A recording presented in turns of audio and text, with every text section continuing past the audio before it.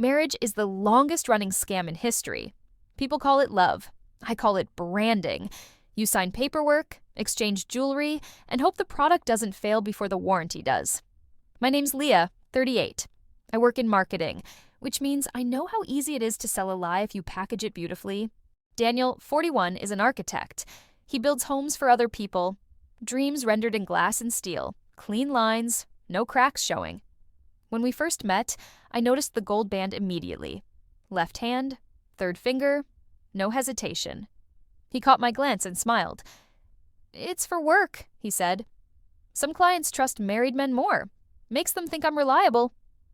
He said the word reliable like it was a compliment. I believed him. For 3 years, I believed every meeting, every late-night project, every quiet Sunday sketching floor plans was part of his design, until I met the woman wearing the same ring. She was at a charity event, elegant, calm, unaware that I was staring at the matching band on her hand. It wasn't proof I needed, it was perspective. Because Daniel didn't just build structures, he built stories, perfectly mirrored, perfectly aligned. He'd built a double life with symmetry, and I'd mistaken repetition for commitment. Our life looked like something out of a lifestyle magazine. Clean lines, neutral tones, quiet restraint. A shared apartment overlooking the city skyline, where everything had its place. Sunday mornings smelled like coffee and bergamot candles. We listened to jazz, talked about design trends, and pretended silence was intimacy. He traveled often. Site visits, client meetings, architectural conferences. Always in suits, always composed, always returning with that polite exhaustion that makes deceit look like hard work. I worked long hours too, crafting campaigns that sold illusion for a living. We were the kind of couple people described as balanced, mostly because we didn't tip. No arguments, no scenes, just a quiet choreography of habit. Shared dinners, separate worlds. When I asked about marriage, he'd smile like someone confident in the strength of delay. "Let's not rush what's already good," he'd say, brushing my hand with practiced warmth. I mistook stillness for peace. Now I know it was stasis, the kind that happens when nothing grows, but nothing dies either. We had a perfectly designed life, curated, polished, marketable. But the thing about perfect design is that it hides its flaws beneath symmetry. And Daniel was a master architect. He designed spaces for a living. I just didn't realize I was one of them. I met Daniel at a gallery opening, one of those sleek, echoing spaces filled with white wine, thin smiles, and people who talk more than they listen. He was there presenting a project on sustainable housing, talking about structure, light, and the way buildings breathe. He spoke with the kind of confidence that doesn't feel performative, a man entirely comfortable being observed. I found myself listening longer than I meant to. Afterward, he found me by the catering table. He complimented my shoes first, then my observation about his design. "You have a mind like clean geometry," he said. And I thought, that's the most romantic thing anyone's ever told me. He lived in two worlds, creative and composed. He could talk about angles and emotions in the same breath. I admired that duality, that balance between logic and charm. He seemed like a man who'd figured out how to live with himself. We fell into rhythm easily. Shared playlists, dinners after work, weekend trips where the view was always better than the conversation. He planned everything, down to the wine pairings. The ring appeared early. That gold band he claimed was for work. He said clients trusted married men more. He said it made him look reliable. It was such a strange detail, yet delivered with the perfect tone. Firm, amused, self-assured. When people want to believe, they don't fact-check poetry. And Daniel spoke in blueprints. Every lie built on logic, every omission carefully load-bearing. Looking back, I realized I didn't fall for the man. I fell for the architecture, the illusion of stability. I used to think architects built truth from structure. Turns out he just used walls better than most. It started with a delay. Friday evening, phone pressed to her ear, Daniel's voice came through. Smooth, apologetic, effortlessly plausible. "My flight's delayed. I'll just stay overnight near the site. Too late to come back." She offered casually, "I could join you next time." A pause, not long enough to seem suspicious, but long enough to register. "It's boring," he said. Just meetings and dust. She let it go. Or pretended to. Later that night, takeout containers on the counter, she opened her delivery app to reorder the same meal. His name popped up under saved addresses. They shared the account, except the listed delivery wasn't their apartment. It was Riverside Towers, luxury serviced flats downtown. Her chest went cold, not from shock, but recognition. She typed the address into Google. Polished lobby. Private balconies, business suites with city views. The kind of place you stay when you want proximity without permanence. She stared at the screen for a long time. The app's still open. I didn't ask him about it, because I already knew the answer, and knowing would have made me complicit. She went to bed before he called again. At 1:13 a.m., a message buzzed. "Miss you. Sleep tight." The timestamp hurt more than the words. The next morning, he sent a photo. Breakfast on a hotel tray. Perfectly curated, of course. Croissants, orange juice, sunlight spilling across linen. "Room service mistake," he joked. "They brought 2 plates." She zoomed in. Casual, curious. The polished silver coffee pot reflected more than the window. A woman. Bare shoulder, blurred but visible. Her hand resting on the table. She didn't text back. She screenshotted the image, saved it to a hidden folder, filed under Riverside. It wasn't rage she felt. Not yet. Just precision. A slow tightening in her chest, like aligning numbers that finally make sense. That was the moment I stopped doubting my intuition and started documenting it. It happened at a networking event. Polished lighting, polite laughter, the kind of evening built on handshakes and practiced smiles. Leah was there representing her agency, rehearsing introductions, moving through the crowd with the steady rhythm of someone who'd perfected small talk. That's when the woman approached her. Navy dress, elegant, confident. A warmth that felt genuine. "You must be Leah," she said, smiling. "Daniel talks about you all the time." Leah's mouth formed a reflexive smile. "And you are?" "Elaine," the woman said easily, extending her hand. "Daniel's wife." It was such a clean line. No hesitation, no malice, just truth, delivered casually, like it belonged there all along. Leah's eyes dropped to her hand, the gold band glinting under the lights. Same width, same engraving pattern as Daniel's. "It's beautiful," Leah managed.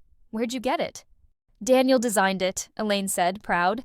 "For our anniversary, he's sentimental like that." The sound in the room blurred. Voices became background static. In marketing, we call that a brand promise. Consistent delivery across markets. Leah excused herself before the tremor in her hand could reach her voice. In the bathroom mirror, she stared at herself until the world came back into focus. That night, she went home and opened Daniel's portfolio website, scrolled through pages of photos, modern homes, clean lines, quiet perfection. Then she saw it.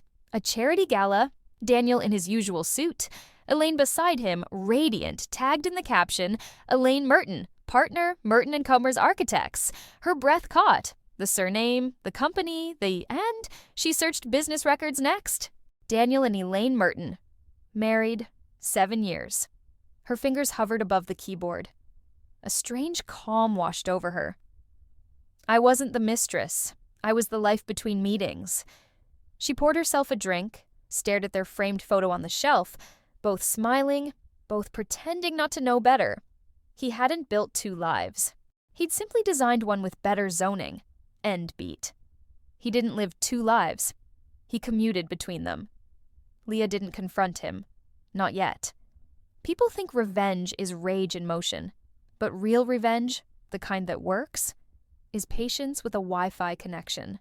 That night, she opened her laptop and created a new email address, a new identity, a potential client. Polite, inquisitive, credible. She wrote to Merton & Co. Architects. "Dear Mrs. Merton, I'm interested in your design services for a small residential project. Could we arrange a meeting?" Less than a day later, the reply came. "Dear Ms. Lawson, thank you for reaching out. Our team would be happy to assist. My husband Daniel will join our next meeting. Warm regards. Elaine." Husband? Leah stared at the word until it lost its shape. Then she smiled. Small, sharp, surgical. The next evening, Daniel came home early, carrying wine. Thought we could unwind, he said, his tone soft, familiar. He poured 2 glasses, handed her one, same hand, same ring, same performance.